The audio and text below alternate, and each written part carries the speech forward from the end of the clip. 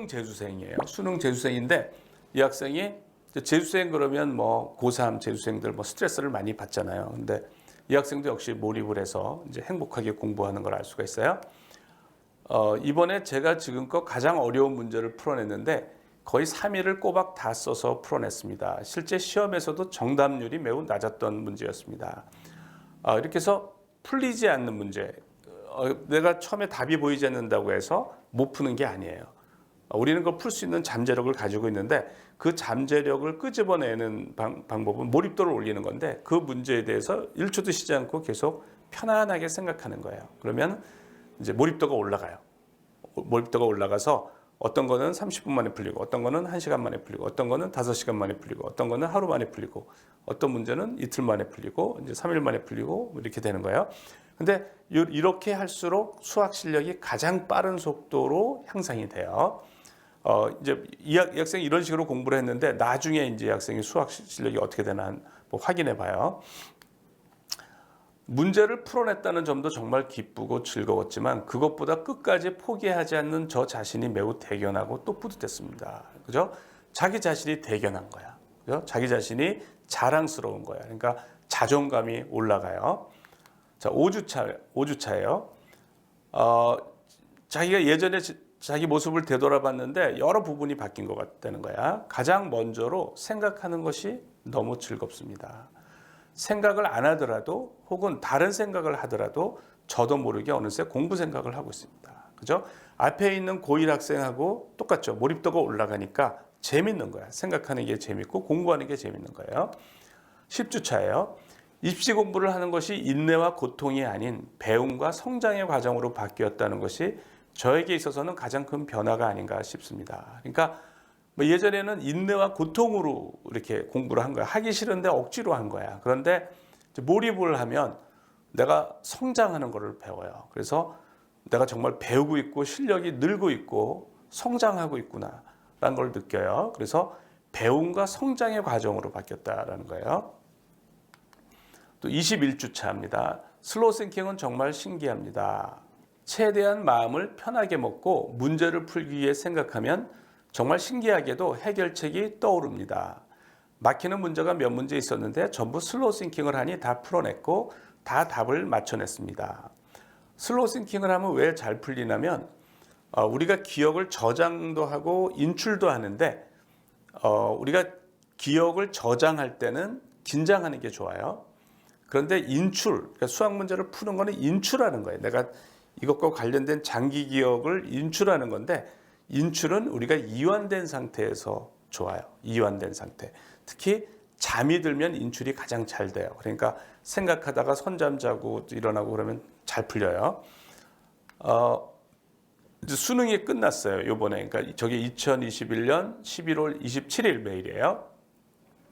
관심 있는 분들은 뉴스를 보셨을지도 모르겠지만 이번 수능은 만만하지는 않았습니다. 이번 수능이 좀 어려웠던 모양이에요. 가채점을 해봤더니 작년보다 전반적으로 성적이 올랐습니다. 특히 수학은 지금껏 봤던 어느 시험보다 가장 높은 점수를 받은 것 같습니다. 그죠? 이 학생이 어떻게 공부했어요? 풀리지 않으면 3일, 4일 이렇게 계속 그렇게 공부를 했어요. 그러니까 이렇게 공부할 때 수학 실력이 가장 빠른 속도로 느는 거예요. 또 변리사 시험 준비생인데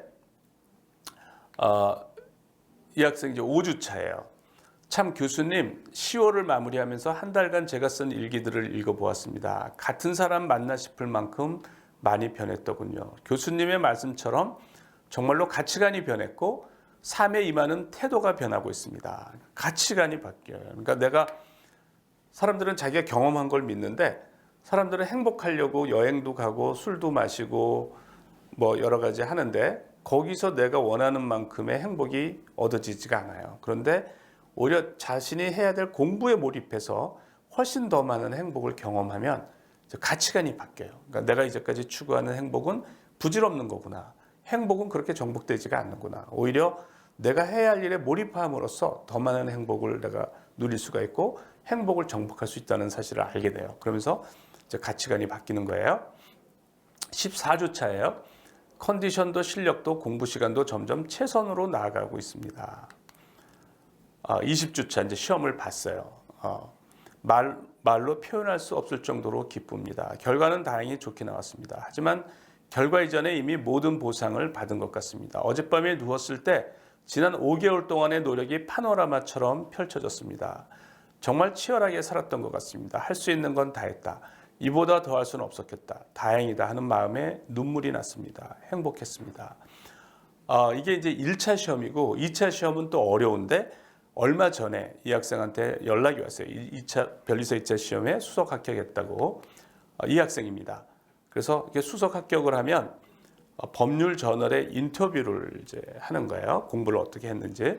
그래서 그 인터뷰 이제 마지막에 제 이름이 이렇게 언급돼 있어요. 그래서 2년간 저희 생활 전반에 대해서 매주 지도해 주신 서울대학교 학능문 교수님 늦었지만 정말로 감사합니다. 이 예 말고도 굉장히 많은 사람들이 이제 모립을 통해서 이제 합격을 했는데 지금은 사법고시가 폐지됐지만 예전에 사법고시가 있었을 때 이제 몰입의 도움을 받아서 합격한 신가연하고 김성우 두 사람, 그다음에 예전에 게임 중독이었다가 이제 몰입을 해서 변리사 시험에 합격한 이준 변리사.